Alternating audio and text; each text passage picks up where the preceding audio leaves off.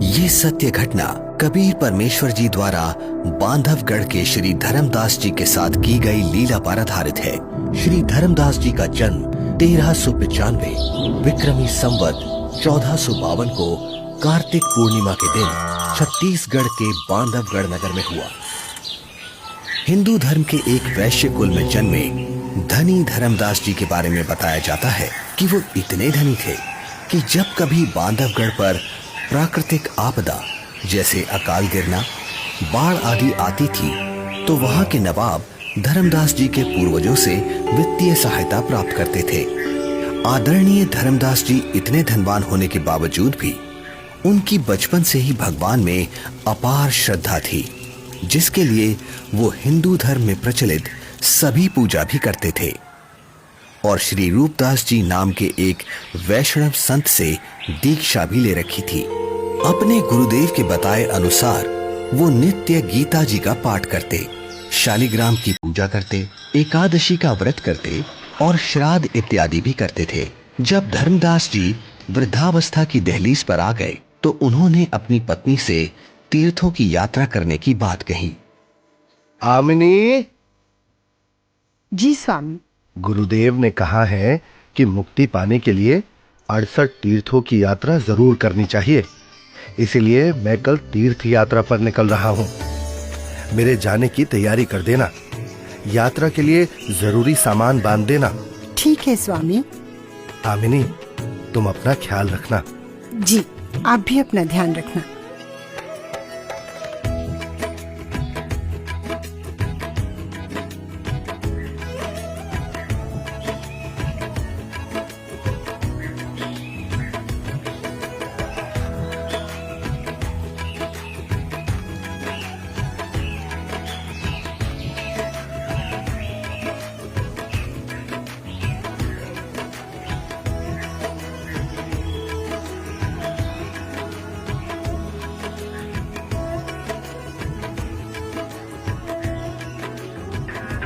मथुरा में तीर्थों की यात्रा करते हुए एक सुबह धर्मदास जी गोवर्धन पर्वत के पास स्थित एक सरोवर के किनारे पहुंचे।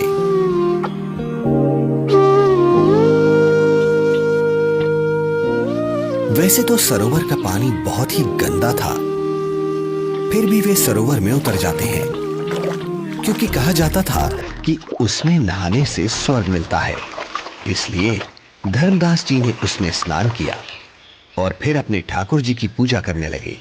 तभी वहां सर्वसृष्टि रचनहार कबीर देव जी काशी शहर से आकर प्रकट होते हैं और एक मुसलमान जिंदा महात्मा का रूप बनाकर धर्मदास जी से थोड़ी ही दूरी पर आकर बैठ जाते हैं।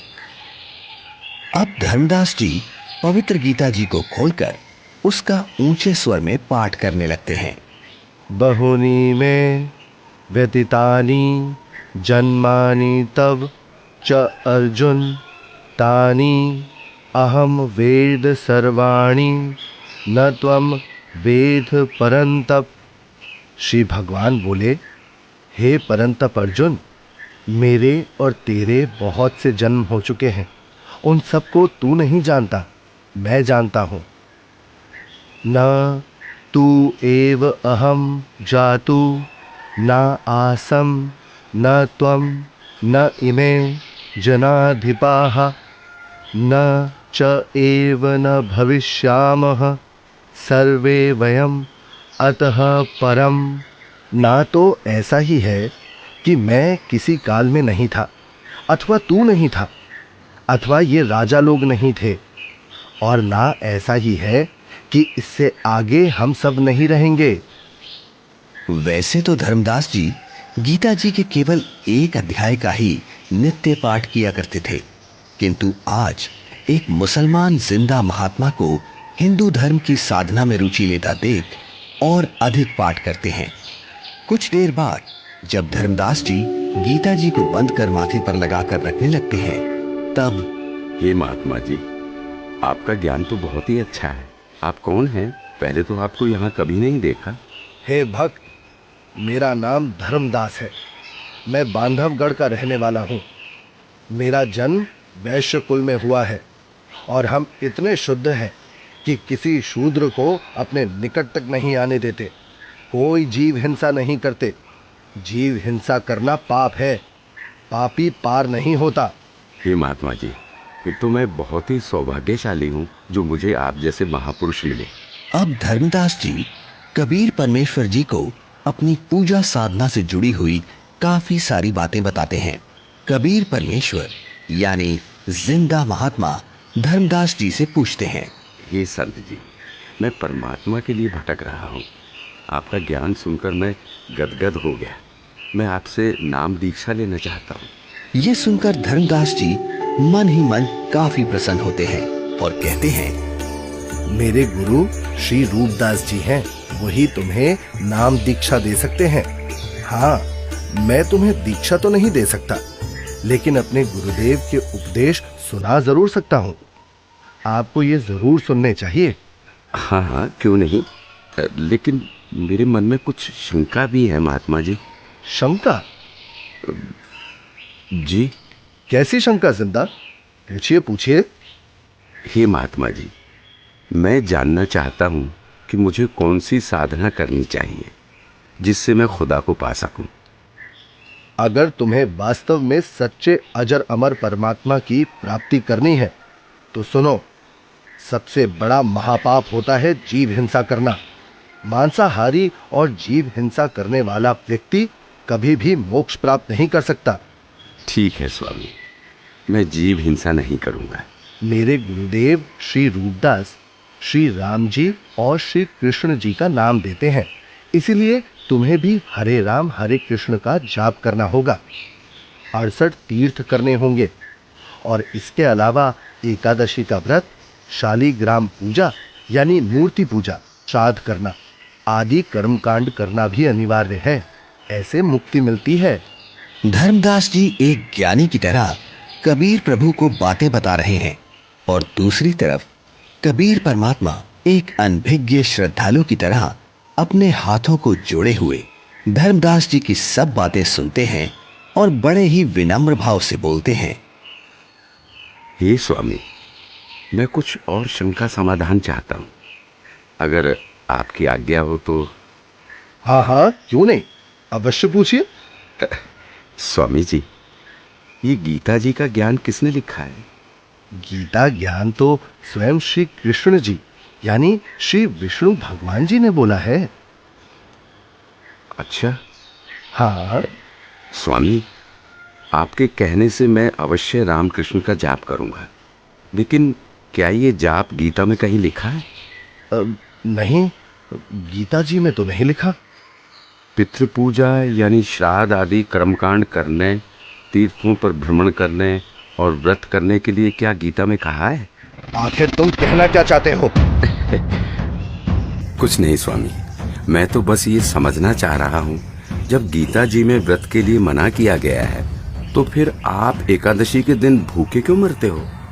तुम भटक गए हो, तुम्हें इन सब साधनाओं का कोई ज्ञान नहीं है, इसलिए ऐसा बोल रहे हो। नाराज ना हो स्वामी जी, आप मेरी शंका का समाधान नहीं करेंगे तो कैसे बात बनेगी? आप ही बताएं, ये सरोवर जिसमें आपने स्नान किया है, जिसको आप मोक्ष पाने का साधन मानते हैं, लेकिन इस जल के अंदर करोड़ों जीव रहते हैं जिन्हें आपने अभी स्नान करते समय अपने हाथों पैरों से रगड़ रगड़ कर मार डाला है, और स्नान के बाद जो जल आप भगवान की मूर्ति को स्नान कराने के लिए लाए, उसमें भी मूर्ति के स्नान कराने से अनेकों जीव मर गए, और आप कहते हैं कि आप जीव हिंसा नहीं करते। एक और बात स्वामी जी, यदि इस सरोवर में नहाने से आपकी मुक्ति संभव है तो फिर इस जल में रहने वाले जीव जंतुओं को तो निश्चित ही मोक्ष प्राप्त हो जाना चाहिए। हे धर्मदास, ये साधना व्यर्थ है, क्योंकि ये गीता शास्त्र के विरुद्ध है। समझ गया, अंततः तुमने अपने धर्म का परिचय दे ही दिया। तुम एक मुसलमान हो, इसीलिए ऐसी बातें कर रहे हो, क्योंकि एक मुसलमान ही हिंदू धर्म पर सवाल उठा सकता है।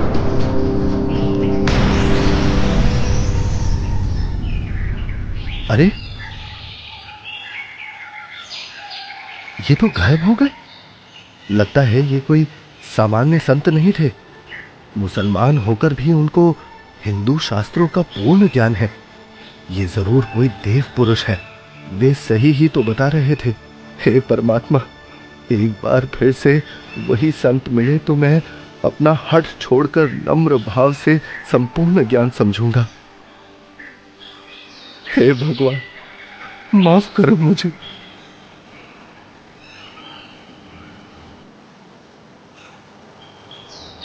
वास्तव में गीता जी में कहीं भी हरे राम हरे कृष्ण मंत्र नहीं लिखा है, अपितु पितर पूजा, भूत पूजा, देवताओं की पूजा गीता अध्याय 9 श्लोक 25 में व्यर्थ कहा है।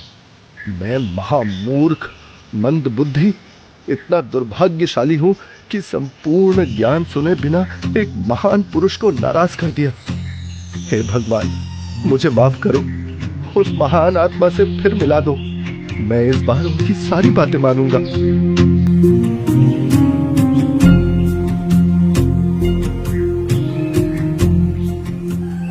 आज धर्मदास जी का मन किसी भी कर्म कांड में नहीं लग रहा था।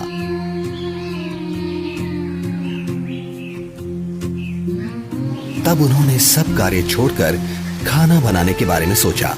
भगवान का प्रसाद बना लेता हूँ और फिर उन महापुरुष की खोज करता हूँ।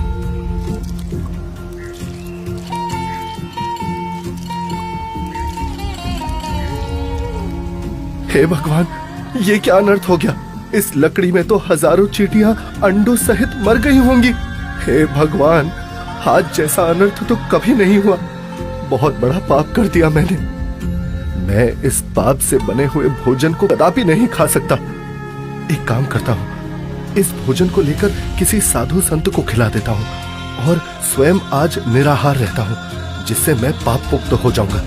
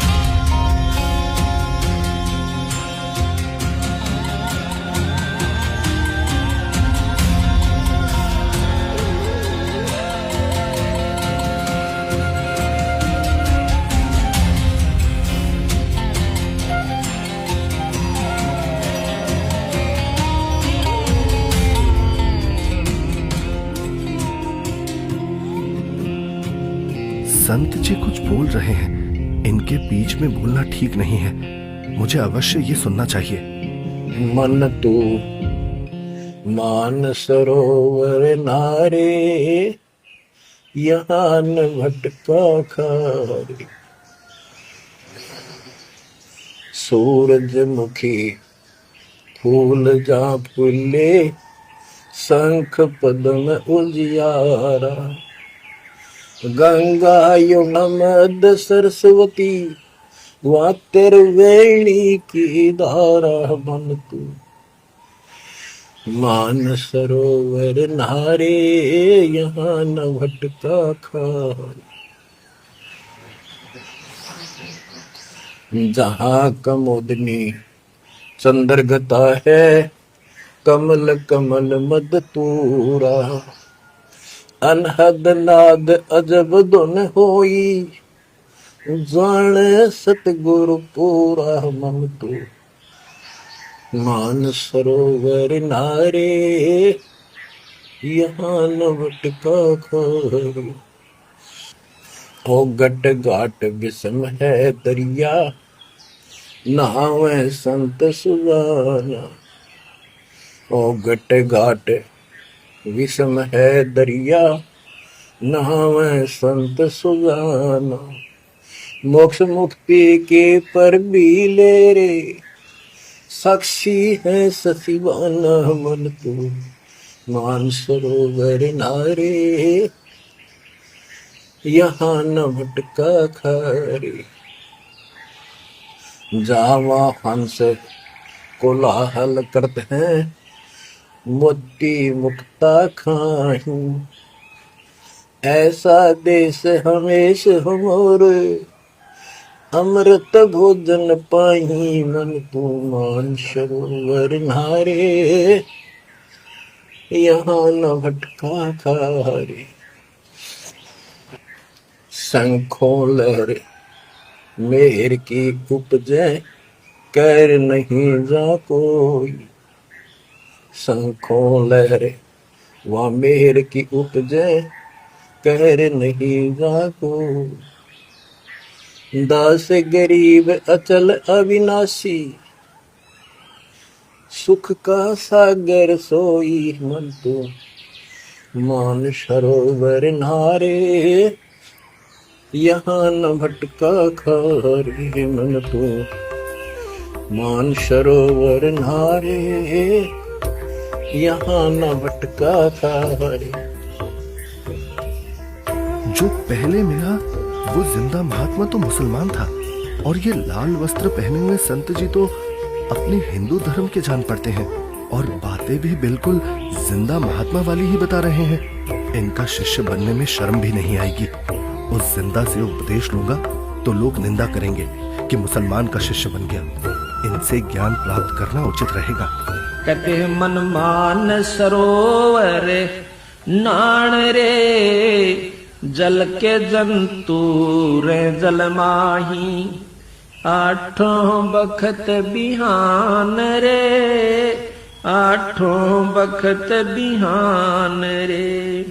मन मान सरोवर नाण रे, जल के जंतु रे जल माही, आठों बखत बिहान रे। 184 जल के बासी, ये भुगते चारों खान रे। चेतन वो कजड़ को पूजय, गांठ बांध पाषाण रे। भाई मरकट कहाँ चंदन के लेपे, क्या गंग नवाए सवान रे। अर सुधी हो न पूछतास की, वो छोड़ को न बाण रे। 12 कोट जहां जम किंकर, बड़े बड़े दैत हवान रे। धर्म राय की दरगाह माही, ओरई खेचा ताण रे। फिर ओरी खेचा ताण रे। मैं जो साधना कर रहा हूँ उससे यमदूतों द्वारा दिए जाने वाले कष्ट नहीं टलते। इसका मतलब ये सब साधना तो व्यर्थ है। हे महात्मा जी, कृपया भोजन ग्रहण करें। रख दे धर्मदास, बहुत भूख लगी है। इन्हें कैसे मालूम कि मेरा नाम धर्मदास है? मैं भंडारा करता रहता हूँ, शायद इसीलिए ये मुझे जानते हैं।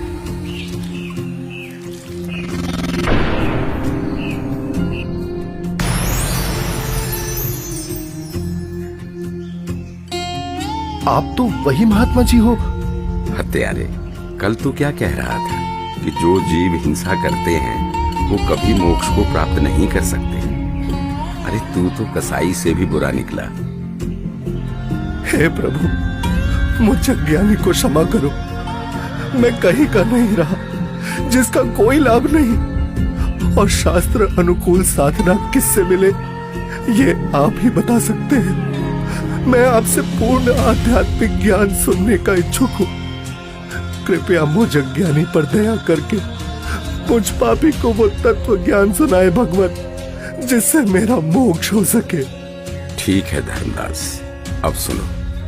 आप एकादशी का व्रत करते हो, जबकि श्रीमद् भगवद गीता अध्याय 6 श्लोक 16 में पढ़ा है कि हे अर्जुन, ये योग यानी भक्ति ना तो अधिक खाने वाले की और ना बिल्कुल ना खाने वाले अर्थात व्रत रखने वाले की, ना अधिक सोने वाले की तथा ना अधिक जागने वाले की सफल होती।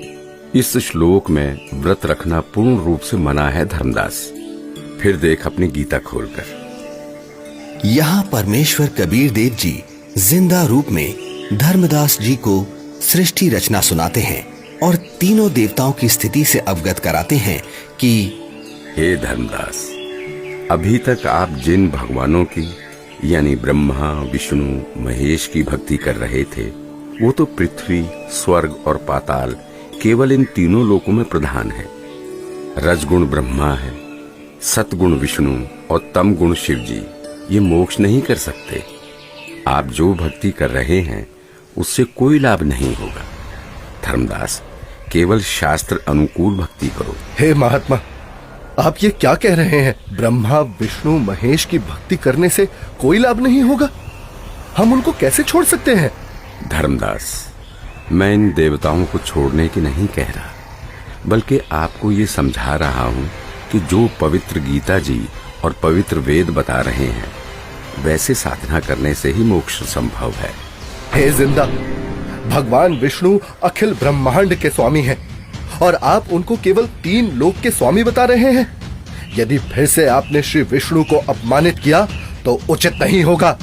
मूर्ख के समझावते ज्ञान गाठी का जाए, कोयला होत न उजला, भावे 100 मन साबुन लाए। ये मैंने क्या कर दिया? मैंने उन महात्मा को फिर से नाराज कर दिया। मेरी बुद्धि भ्रष्ट हो गई है। जो मैंने सच्चे परमात्मा को नहीं पहचाना, उन्हें अपने जैसा मनुष्य मान लिया। हे भगवान, मुझे क्षमा करो। अब जिस पूजा को मैं कर रहा हूं वो कर नहीं सकता और आपकी बात मैंने सुनी नहीं। हे भगवान, मुझे सत्मार्ग दिखाओ, नहीं तो मैं आत्मघात कर लूंगा। मुझे परमात्मा की सच्ची भक्ति चाहिए। अब परमात्मा के अंतर्ध्यान हो जाने से व्याकुल धर्मदास जी अपने आप को कोसते हुए तीर्थ यात्रा को बीच में ही छोड़कर घर को चल पड़ते हैं। रास्ते में धर्मदास जी एक बगीचे में विश्राम करने के लिए रुकते हैं, जहां अक्सर सभी तीर्थयात्री विश्राम के लिए रुका करते हैं। जहां धर्मदास जी चिंतन करते हैं कि पूर्ण परमात्मा की साधना तो मेरे को मिली नहीं और पहले वाली साधना मैं नहीं करूं तो कहीं मैं पाप का भागी ना बन जाऊं। इसलिए धर्मदास जी मूर्ति निकालकर वापस उन्हीं की पूजा करने लगते हैं। तभी दयालु परमात्मा कबीर देव जी पहले की तरह संत रूप बनाकर वहां प्रकट हो जाते हैं, जिन्हें देख धर्मदास की खुशी का ठिकाना ही नहीं रहता। हे परमात्मा, हे मेरे मालिक, बहुत दया करी दाता, मुझ पापी को माफ करे प्रभु। बैठो प्रभु, मैं आपके खाने के लिए कुछ लाता हूँ। नहीं धर्मदास, अभी इच्छा नहीं है। हे भगवान, यदि आप नहीं खाएंगे तो मेरी आत्मा को कष्ट होगा। ठीक है धर्मदास, जो तेरी इच्छा है ले आ खाने के लिए। धर्मदास के काफी आग्रह करने पर और उनके सच्चे भाव को देखकर परमात्मा कबीर जी पेड़े और बताशे खाने लगते हैं। परमात्मा को पेड़े खिलाते हुए धर्मदास जी बहुत प्रसन्न होते हैं। प्रसाद लेने के बाद परमात्मा फिर से ज्ञान चर्चा करने लगते हैं। हे धर्मदास जी, आप यदि अभी भी इस ज्ञान पर विश्वास नहीं कर पा रहे हैं तो क्यों ना आप एक बार अपने गुरुदेव रूपदास जी से ये सब पूछ के देख लो कि क्या ब्रह्मा विष्णु महेश के कोई माता पिता हैं या नहीं, और क्या ब्रह्मा विष्णु महेश जी की जन्म मृत्यु होती है। क्या ये देवता आपके पाप कर्म काट सकते हैं? क्योंकि जो ज्ञान मैंने आपको बताया है पुराणों में ये सब स्पष्ट लिखा है। और हाँ धर्मदास, आप अपने गुरु जी से ये भी पूछना कि क्या आप जो भक्ति बता रहे हैं उससे मुझे मोक्ष की प्राप्ति हो जाएगी। हाँ प्रभु, मैं निश्चित ही गुरुदेव से इन शंकाओं का समाधान अवश्य करवाऊंगा। इसके बाद कबीर प्रभु वहां से चल पड़ते हैं। धर्मदास जी कबीर परमात्मा जी को बेहद व्याकुलता में एकटक देखते जा रहे हैं। प्रभु, प्रभु! लेकिन धर्मदास जी के लिए ये परिस्थिति बहुत असामान्य हो जाती है। धर्मदास जी इतना व्याकुल हो जाते हैं कि वो परमेश्वर कबीर साहिब जी को छोड़ना नहीं चाह रहे थे और पहले वाली साधना भी छोड़ना धर्मदास जी के लिए बहुत मुश्किल हो रहा था। कबीर प्रभु के जाने के बाद धर्मदास अपनी शंकाओं के समाधान के लिए अपने गुरु रूपदास जी के आश्रम की तरफ निकल पड़ते हैं।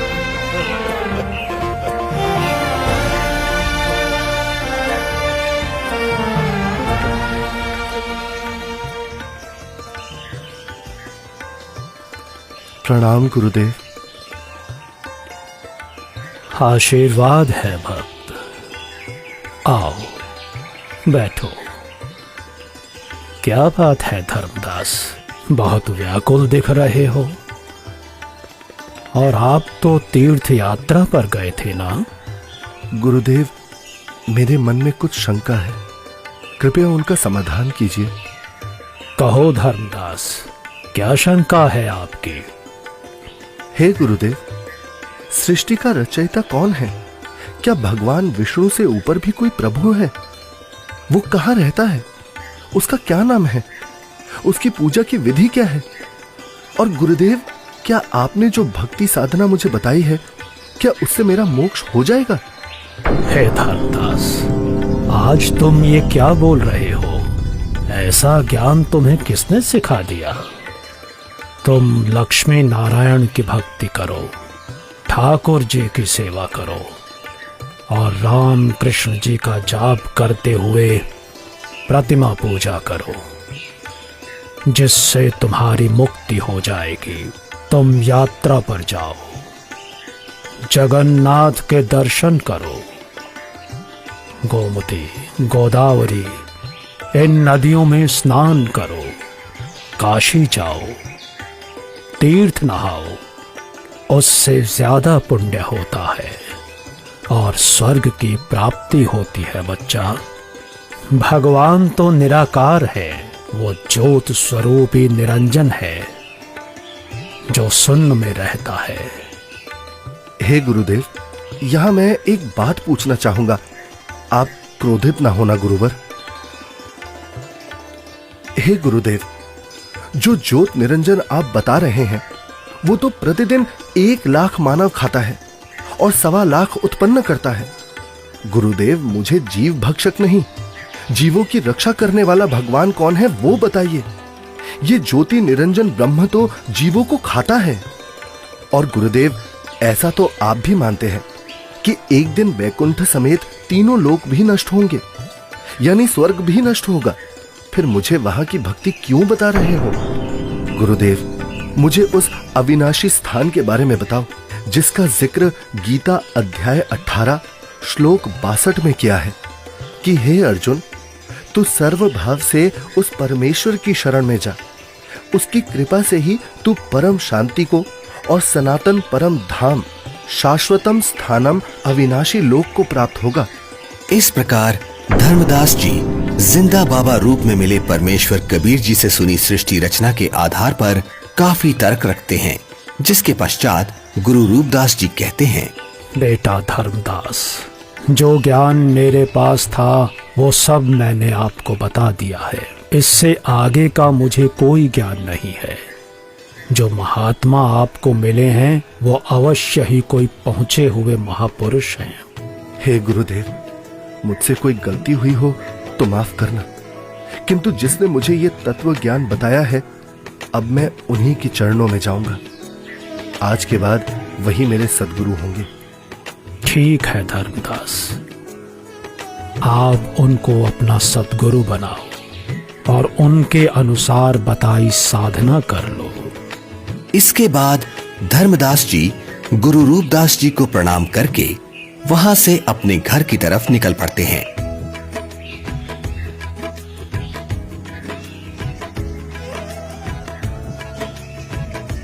रास्ते में जाते जाते अब धर्मदास के मन में एक शंका ये भी उत्पन्न हुई कि हिंदू धर्म इतना बड़ा है, क्या किसी को गीता का यथार्थ ज्ञान नहीं होगा? अवश्य कोई ना कोई साधु महात्मा मंडलेश्वर गीता में कहे उस परमेश्वर परम अक्षर ब्रह्म के विषय में जानता होगा। इसके बाद धर्मदास कई प्रसिद्ध हिंदू संतों से मिलते हैं। सबको पहले 1 रुपया दान देते हैं ताकि संत मेरे को अपने दिल की बात गुप्त रहस्य बताएगा, क्योंकि जो भक्त अधिक दक्षिणा देता था तो संत उससे अधिक स्नेह से बात करते थे। उस समय 1 चांदी का रुपया आज के 10,000 रुपए के लगभग कीमत का होता था। सबसे पहले धर्मदास जी एक वैष्णव महामंडलेश्वर श्री ज्ञानानंद जी के पास जाते हैं, जिनका बहुत अधिक बोलबाला था। हे संत जी, क्या श्री ब्रह्मा जी, श्री विष्णु जी और श्री शिव जी के कोई माता पिता हैं? बच्चा, इनका कोई जन्म मरण नहीं होता, इसलिए माता पिता का तो सवाल ही नहीं उठता। इतना सुनकर धर्मदास जी वहां से चल पड़ते हैं।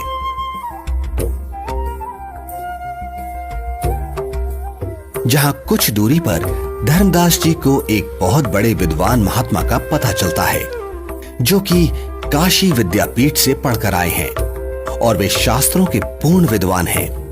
धर्मदास जी महात्मा के पास जाते हैं और दक्षिणा देकर पूछते हैं, महात्मा जी, गीता जी के अध्याय 18 श्लोक 62 में भगवान श्री कृष्ण ने अपने से अन्य किस परमेश्वर की शरण में जाने को कहा है? भगवान श्री कृष्ण अर्जुन को अपनी ही शरण में जाने को कहते हैं भक्त। श्री कृष्ण जी से ऊपर कोई भगवान नहीं है। इस प्रकार धर्मदास जी बहुत से संत महंत मंडलेश्वरों के पास जाते हैं और सभी से एक जैसे ही प्रश्न करते हैं, किंतु उत्तर किसी का संतोषजनक नहीं मिलता।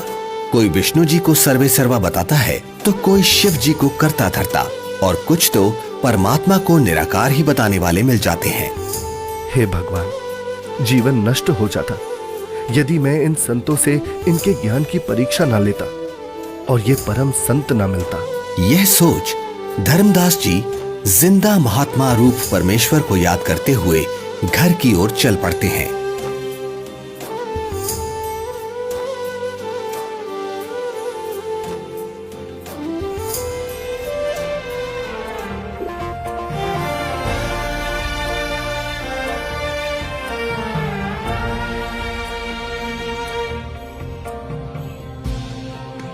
जहां मार्ग में एक नदी आती है, जिसके किनारे वृक्ष के नीचे एक हिंदू संत विराजमान दिखाई देते हैं, जिनके पास 4-5 व्यक्ति भी बैठे हैं। धर्मदास जी भी विश्राम करने के उद्देश्य से संत के पास कुछ दूरी पर वृक्ष के नीचे छाया में दूर से ही राम राम करके बैठ जाते हैं। लगता है मुझे इस साधु से भी प्रश्न करना चाहिए। अरे नहीं नहीं, जब बड़े बड़े मंडलेश्वरों को ज्ञान नहीं, जिनके पास हजारों शिष्य हैं, तो फिर इसके पास तो क्या ही होगा। यहाँ तो बस 4-5 वृद्ध ही तो बैठे हैं। आदेश महाराज, आदेश। हे धर्मदास, हिंदू मंडलेश्वरों ने बता दिया वो परमेश्वर कौन है। मुझ पापी अवगुण हारे को क्षमा करो महाराज, मैंने बड़ी भारी भूल की है। आपने सृष्टि रचना का ज्ञान जो बताया है, उसके सामने सभी संतों का ज्ञान ऐसा है जैसे सूरज के सामने दीपक। धर्मदास, तेरे मन में अन्य संतों से ज्ञान जानने की प्रेरणा मैंने ही की थी। यदि आप इन सब के अज्ञान से परिचित नहीं होते तो फिर भी मेरे ऊपर विश्वास नहीं करते, सोचते रहते कि और संतों के पास भी जाना चाहिए। ये कैसे हो सकता है कि मुसलमान को ज्ञान है, हिंदुओं को नहीं। अब तुम पूर्ण विश्वास करोगे, इसलिए पूर्ण लाभ मिलेगा। मेरे को एक अन्य संत मिला, उसने भी यही आप वाला ज्ञान बताया था। मुझे लगता है वो आप ही हो, आपने रूप बदल रखा है। हे धर्मदास, मैं उनका शिष्य हूँ, वे मेरे गुरु हैं, वे काशी में रहते हैं। यहाँ धर्मदास व जिंदा रूपी परमात्मा की बहुत ज्ञान चर्चा हुई, जिसके बाद मैं अब सतगुरु के दर्शन करने जा रहा हूँ, आज्ञा दो। मुझे सतलोक के दर्शन करा दो, बिना देखे मुझे शांति नहीं होगी। हे धर्मदास, आपको गुरुजी से दीक्षा दिला दूंगा, फिर भक्ति करना। हे जिंदा, आप ही सब कुछ हो, अपने आप को छुपा रहे हो। मुझे सतलोक दिखाओ ताकि मेरी आत्मा को संतोष हो। धर्मदास, नाम लेकर भक्ति करो। जब शरीर छोड़कर जाओगे तो आप वहां सतलोक देखना। हट क्यों कर रहे हो? मैं कितना दुष्ट हूँ कि मैंने परमात्मा पर विश्वास नहीं किया, और अब पता नहीं वो फिर दोबारा दर्शन देंगे या नहीं। रोते रोते धर्मदास जी अपने घर पहुंच जाते हैं।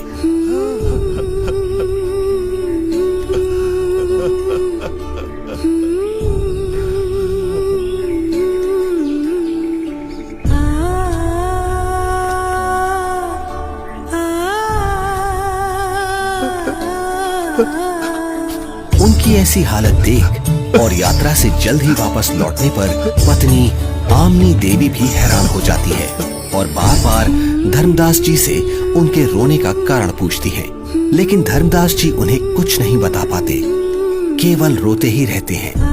फिर काफी देर बाद क्या हुआ स्वामी, क्या हुआ? कुछ तो बताइए, आखिर क्या हुआ आपके साथ? लगता है इनके पैसे किसी ने लूट लिए हैं। क्यों कच्चा मन कर रहे हो जी? किसी ने यात्रा में आपका धन लूट लिया तो कोई बात नहीं, आपके पास धन की कमी थोड़ी है, और ले जाना, भगवान ने बहुत दे रखा है। आमिनी, यदि रुपए पैसे वाला धन लुट गया होता तो मैं और ले जाता। मेरा तो ऐसा धन लुट गया है आमिनी, जो शायद अब मुझे कभी ना मिले, और वो मैंने अपने हाथों अपनी मूर्खता से गंवाया है। धर्मदास जी जिंदा महात्मा से हुई सर्व ज्ञान चर्चा और उनसे सुनी सृष्टि रचना आमनी देवी को सुनाते हैं। आपने भगवान को क्यों नहीं पहचाना स्वामी? ये क्या किया आपने? बनिया होते हुए भी आप ये सौदा कैसे चूक गए? इसी बात का तो दुख है आमिनी, जीवन में पहली बार मुझसे इतनी भारी भूल हुई है। तावालीन बहे निर्बानी, मगन रूप साहेब सैलानी, तावा रोवत धर्मनि नागर, कहाँ गए मेरे सुख के सागर।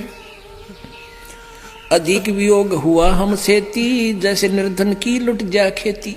कल्प करे और मन में रोवे, दसों दिशा को वो मग रोवे। अधिक वियोग हुआ हमसे ती, जैसे निर्धन की लुट जा खेती।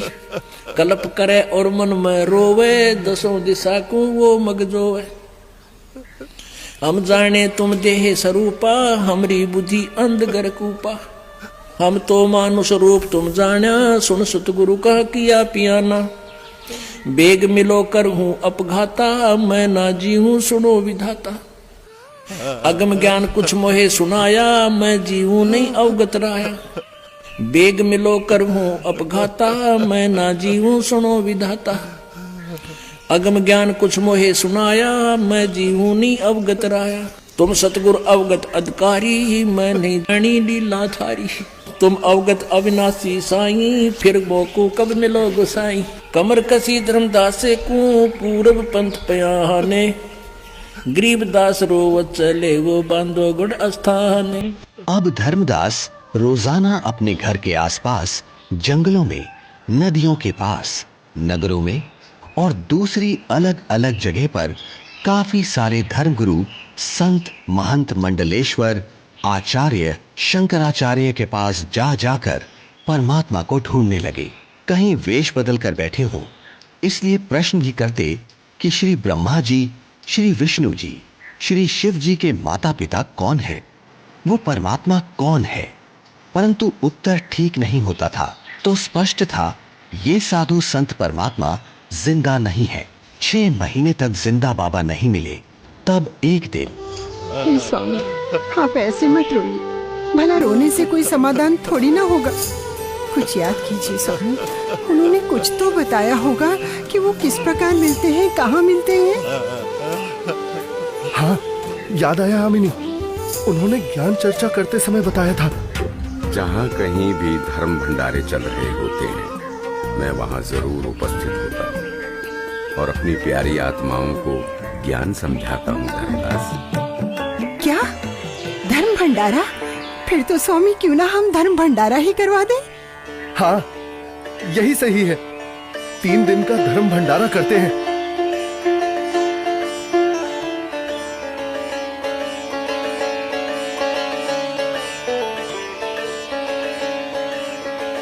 भंडारे का आयोजन शुरू हो जाता है।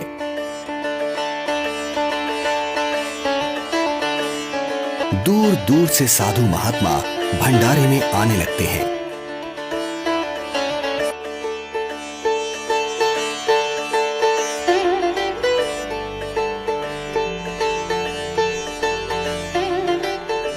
धर्मदास जी भंडारे में हर तरफ घूम घूम कर प्रत्येक संत महात्मा को बड़े ही ध्यान से देखते हैं, किंतु परमेश्वर कहीं भी उनको दिखाई नहीं देते।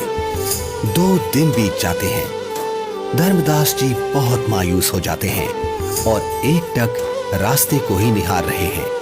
आज वो मन ही मन संकल्प कर लेते हैं कि प्रभु, आप मुझे अपराधी को दर्शन नहीं दे रहे।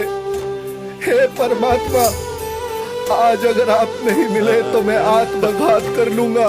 तभी अचानक धर्मदास जी की नजर कुछ ही दूरी पर एक कदम के वृक्ष के नीचे जाती है, जहां वही पूर्ण परमात्मा कबीर परमेश्वर जी उसी जिंदा महात्मा के रूप में विराजमान होते हैं, जिन्हें देखकर तो धर्मदास जी की खुशी का ठिकाना ही नहीं है। धर्मदास परमात्मा की तरफ इस प्रकार दौड़ते हैं जैसे भूखे को भोजन और प्यासे को पानी मिल जाता है। हे परमात्मा, हे भगवान, अब मैं आपको कहीं जाने नहीं दूंगा। मेरी भूल क्षमा करो प्रभु। मैं बस आपकी ही भक्ति करना चाहता हूँ। मैं भविष्य में कोई गलती नहीं करूंगा। हे दीनदयाल, मुझे अज्ञानी को माफ कर दो। मैंने अज्ञानतावश आपको बहुत कटु वचन बोले।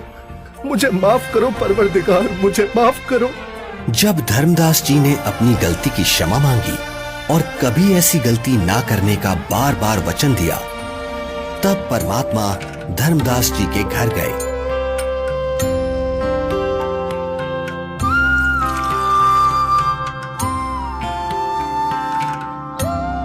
जहां आमनी देवी और धर्मदास जी दोनों ने परमात्मा की बहुत सेवा की और उनसे नाम दीक्षा ली। हे प्रभु, आपका बच्चा बहुत नरम दिल का है। इतना रोया, मैं भी रुला दी। आपकी तड़फ में दिन रात रोता रहा। मैं बार बार हिम्मत हौसला दिलाती, परमात्मा अवश्य मिलेंगे। ये रोते हुए कहते, हमने अब नहीं मिलेंगे। मैंने उनको बहुत बार परेशान किया अपनी मूर्खता व अज्ञान के कारण। फिर रोने लग जाते। आपने अपने दास को इतना कष्ट नहीं देना था। बेटी, जैसे लोहे का औजार बनाने के लिए गर्म किया जाता है, फिर उस पर चोट लगाई जाती है, तब वो काम बनता है। ठंडे लोहे पर चोट काम नहीं करती, इसलिए धर्मदास को 6 महीने गर्म करना पड़ा। ये काल का वकील बना था। अब जो मैं बताऊंगा ये सब मानेगा और काम का हो जाएगा, यानी मोक्ष प्राप्त करेगा।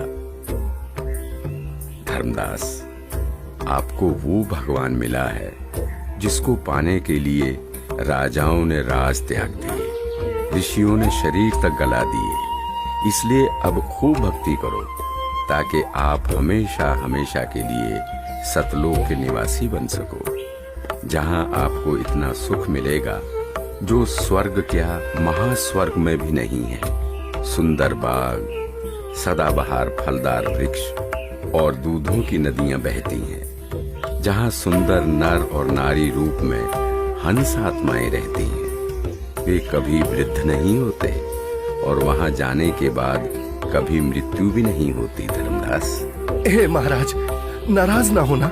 कृपया मुझे वो अमर लोक दिखाने की मेहर करे परवरदिगार, ताकि मेरा विश्वास दृढ़ हो। आप भक्ति करो। जब शरीर त्याग कर जाओगे तो सतलोक को ही प्राप्त करोगे। धर्मदास जी के अधिक आग्रह करने पर कबीर परमेश्वर जिंदा रूप में धर्मदास जी की आत्मा को निकालकर ऊपर सतलोक में ले जाते हैं। सतलोक, जहां दरबार के द्वार पर खड़े द्वारपाल को परमेश्वर ने कहा कि धर्मदास जी को परमात्मा के दर्शन कराओ। जिंदा रूप परमात्मा पीछे से अपने सिंहासन के पास चले गए, जिसके कुछ ही देर बाद देखते ही देखते वहां पर बहुत सारे हंस तथा हंसनी इकट्ठे होकर नाचते गाते हुए धर्मदास जी को परमेश्वर के सिंहासन के पास लेकर जाते हैं, जहां परम अक्षर ब्रह्म कबीर साहिब जी, जिनके एक रोम का प्रकाश करोड़ों सूर्य और करोड़ों चंद्रमा के प्रकाश से भी कई गुना अधिक था, वो एक बहुत ही सुंदर सिंहासन पर विराजमान है। जिंदा रूप में नीचे से गए परमात्मा तख्त पर विराजमान अपने ही दूसरे स्वरूप पर चंवर करने लगते हैं, जिसे देख धर्मदास जी सोचते हैं कि जिंदा महात्मा तो परमेश्वर का सेवक है। धर्मदास जी इतना सोच ही रहे थे कि कुछ ही देर में तख्त पर विराजमान परमात्मा खड़े हो जाते हैं और जिंदा महात्मा तख्त पर विराजमान हो जाते हैं तथा तेजोमय परमात्मा जिंदा महात्मा पर चंवर करने लगते हैं, जिसे देख धर्मदास जी हैरान हो जाते हैं कि तेजोमय परमात्मा जिंदा महात्मा पर चंवर क्यों कर रहे हैं। आखिर ये जिंदा महात्मा है कौन? इतने में तेजोमय शरीर वाले परमात्मा जिंदा महात्मा के शरीर में समा जाते हैं और चंवर अपने आप होने लगता है। धर्मदास, मैं ही संपूर्ण सृष्टि का रचयिता हूं। मेरा ही नाम कबीर देव है। मैं ही चारों युगों में पृथ्वी पर प्रकट होता हूं। वर्तमान में मैं अपने वास्तविक नाम कबीर नाम से काशी नगर में प्रकट हूं, जहां एक साधारण मनुष्य की भांति लीला कर रहा हूं और जुलाहे रूप में रहता हूं। धर्मदास, काल जाल में फंसे अपने बच्चों को भक्ति का धनी बनाकर उनके इस वास्तविक घर सतलोक में वापस लाने के लिए वहां प्रकट हुआ हूं। हे सर्वसृष्टि रचनहार, मैं बहुत दुष्ट हूं। मैंने आपको कितना दुखी किया, कितना अपमानित किया। मुझे माफ कर दो परवरदिगार, मैं बहुत नीच हूं, माफ कर दो मुझे। हे परमात्मा, आपने ये इतना प्रकाशमान रूप पृथ्वी पर क्यों नहीं प्रकट किया? क्यों छुपा रखा है? हे धर्मदास, यदि इसी रूप में नीचे जाऊं तो किसी की भी आंखें इस प्रकाश को सहन नहीं कर सकती। दूसरी बात, काल ब्रह्म यानी ज्योति निरंजन का डर के मारे हाल बेहाल हो जाएगा। इसलिए काल के लोक में गुप्त रहकर जीवों को ज्ञान सुनाता हूं, उनका कल्याण करता हूं। धर्मदास, अब आप नीचे जाकर खूब भक्ति करो और वहां काल जाल में फंसे अपने सभी भाई बहनों को भी समझाओ। सत्य का गवाह बनो कि ये काशीवासी जुलाहा सर्व सृष्टि रचनहार है, सबका धारण पोषण करने वाला है। परम अक्षर ब्रह्म यानी सत्य पुरुष अविनाशी परमेश्वर है। यही वास्तव में परमात्मा है, जैसा गीता अध्याय 15 श्लोक 17 में तथा अध्याय 2 श्लोक 17 में लिखा बताया है, वह यही है। नहीं नहीं महाराज, मुझे यही रख लो, यही रख लो महाराज, मुझे यही रख लो। हमने बहुत भारी गलती की है। काल के साथ उस मृत लोक में जाकर ऐसे सुख सागर को छोड़कर अब उस नरक में मुझे नहीं जाना प्रभु, हमें यही रख लो महाराज। धर्मदास जी को रोता देख परमात्मा उनको समझाते हैं और वहीं दूसरी तरफ पृथ्वी पर धर्मदास जी को 3 दिन से अचेत देखकर घर परिवार, गांव, रिश्तेदार, मित्र प्यारे सभी इकट्ठा हो जाते हैं। कोई झाड़ फूंक करा रहा था तो कोई वैद्य से उपचार करा रहा था, किंतु किसी को आशा नहीं रही थी कि धर्मदास जी जिंदा हो जाएंगे। आमिनी देवी का भी रो रो कर बुरा हाल हो जाता है। तब तीसरे दिन परमात्मा ने धर्मदास जी की आत्मा को शरीर में प्रवेश करा दिया। धर्मदास जी अपने चारों ओर खड़े रिश्तेदारों को और पत्नी आमनी देवी को रोता देख आश्चर्यचकित हो जाते हैं। क्या हुआ आप सभी को? आप ऐसे रो क्यों रहे हैं? हे भगवान, तेरा लाख लाख शुक्र है।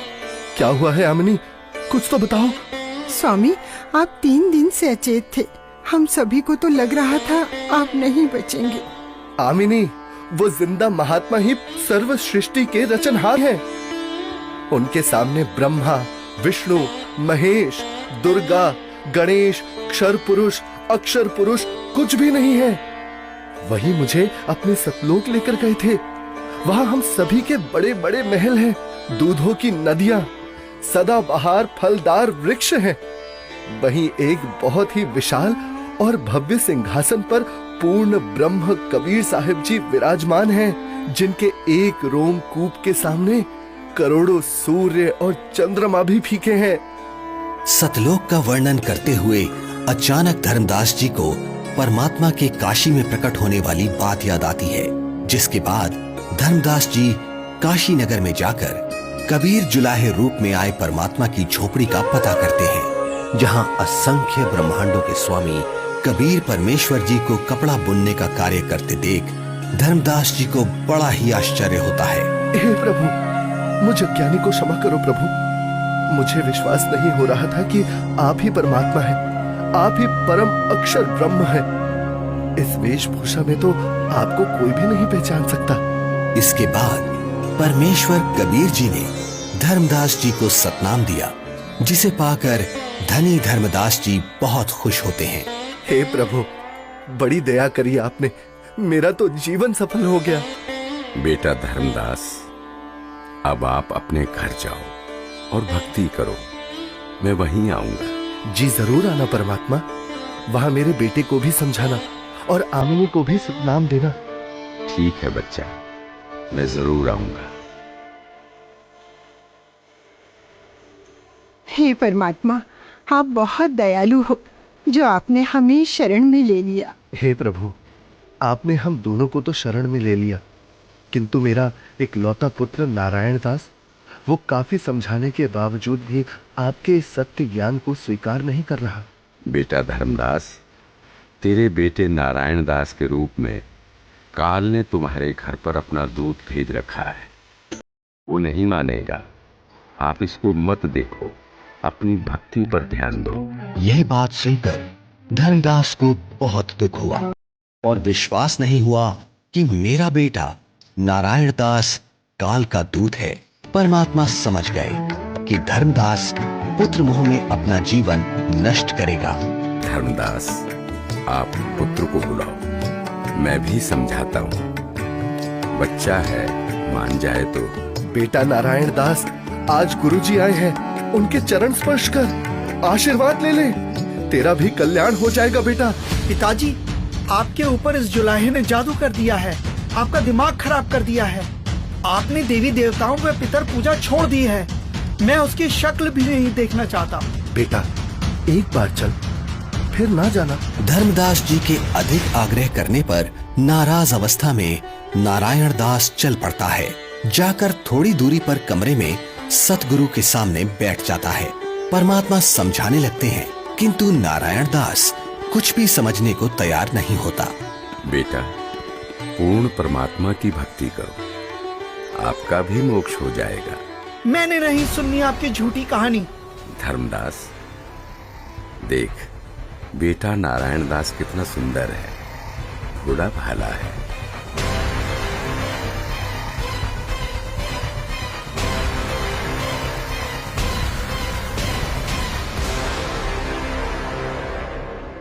बेटा नारायण दास, आप जाओ, आपको जो ठीक लगे करो। हे भगवान, मेरा वंश तो काल का वंश बन गया, दया करो दाता, अब मेरे वंश का क्या होगा? वंश का क्या करेगा बेटा, यहाँ से पीछा छुड़वा ले धर्मदास। धर्मदास जी का रो रो कर बुरा हाल हो जाता है। तब कबीर परमात्मा जी अपना आशीर्वाद भरा हाथ धर्मदास जी के सिर पर रखते हुए कहते हैं, ठीक है धर्मदास, तेरे घर पर मैं अपना हंस भेजूंगा। तू वंश की चिंता करता था धर्मदास, तेरा 42 पीढ़ी तक वंश चलेगा, तू चिंता मत कर। तुम्हारे घर पर एक पुत्र उत्पन्न होगा, उसका नाम चूड़ामणि रखना। इस उम्र में बच्चा? हे भगवान, ये कैसे संभव है? उधर देखो बेटा, 10वें महीने आमनी के गर्भ से तुम्हारे घर ये बेटा जन्म लेगा। धर्मदास जी को कुछ विश्वास और कुछ अविश्वास होता है, किंतु परमेश्वर की दया से आमनी देवी के गर्भ से 10वें महीने एक बच्चा पैदा होता है, जिसका नाम चूड़ामणि रखा जाता है। बड़ी दया करी दाता, जो आपकी हंस आत्मा हमारे घर आई। हे भगवान, दया करना कि मेरे वंशज आपकी भक्ति में ही लगे रहे। धर्मदास, ज्योति निरंजन अर्थात काल मेरे नाम से 12 पंथ चलाएगा और तेरे वंश वाले 6ठी पीढ़ी में जाकर मेरी बताई सत्य भक्ति को करना छोड़ देंगे। वो उन काल के चलाए नकली 12 पंथों में से जो 6ठा टकसारी पंथ होगा, उसकी साधना करना शुरू कर देंगे, जो काल में डुबोने वाली ही होगी। हे परमात्मा, दया करो अंतर्यामी, उनका उद्धार कैसे होगा? दया करो।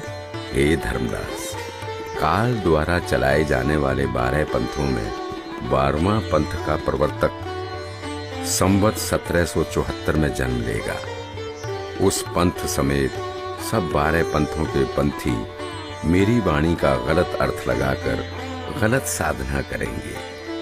असंख्य जन्म तक सतलोक नहीं जा सकेंगे।